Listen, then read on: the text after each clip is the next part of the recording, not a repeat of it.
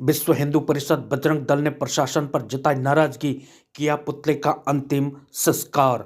विकास नगर विश्व हिंदू परिषद एवं बजरंग दल के कार्यकर्ताओं ने पछवादून क्षेत्र में लगातार भूमाफियाओं और बाहरी लोगों के द्वारा भूमि पर अवैध कब्जा को लेकर आक्रोश व्यक्त किया। आज हिंदू संगठन से जुड़े लोगों ने तहसील प्रशासन द्वारा कार्रवाई न करने पर नाराजगी जताकर पुतला दहन किया। विश्व हिंदू परिषद पदाधिकारी रमेश टोंडियाल ने कहा कि अवैध कब्जों को लेकर कई बार प्रशासन को लिखित में शिकायत दर्ज करवाने के बावजूद भूमाफियाओं एवं अवैध कब्जाधारियों के खिलाफ कार्रवाई न होने पर आक्रोश व्यक्त करते हुए विकास नगर तहसील तक पैदल यात्रा कर प्रशासन का पुतले का शव निकालकर विरोध प्रदर्शन किया। हरबटपुर चौक पर पुतले के शव का पिंडदान भी किया गया। तहसील मुख्यालय पहुंचकर पुतले का अंतिम संस्कार किया गया।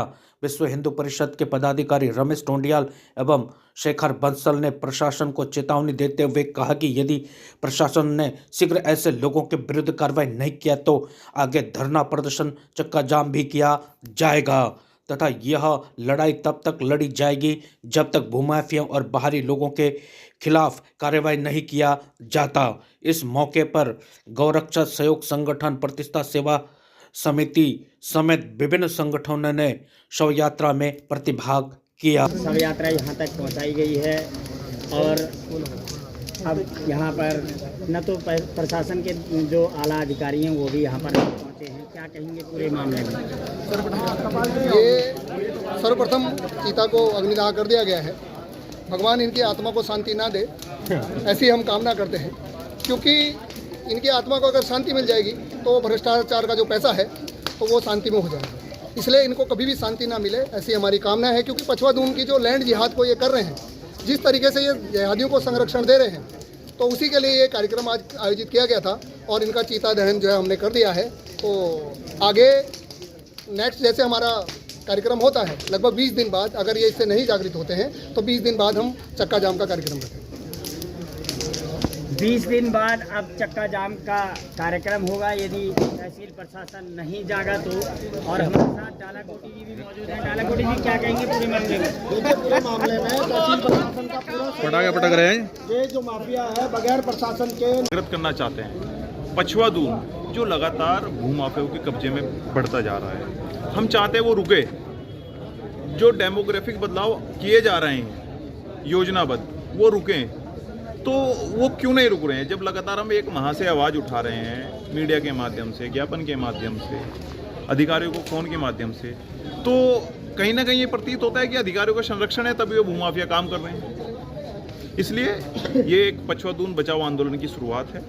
ये पहला चरण है, ऐसा नहीं है कि ये अंत है।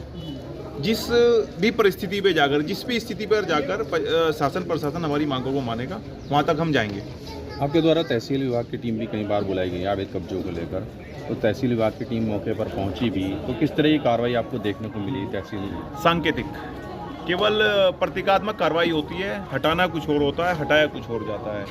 या तहसील प्रशासन के कुछ जो अधिकारी वहाँ पहुँचते हैं वो मौन धारण करके पहुँचते हैं, जैसे मुंह पे टेप लगी हो, इस तरह का उनका व्यवहार रहता है। तो आप समझ सकते हैं कि ऐसा लगता है कि जो सरकारी भूमि का रजिस्टर है वो तहसील में न रख के भूमाफियाओं के दफ्तरों में रखा है।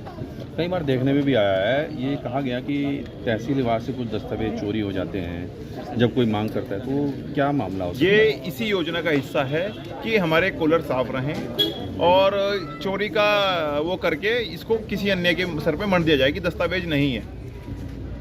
आगे की क्या कार्रवाई रहेगी? आपकी रणनीति क्या रहेगी?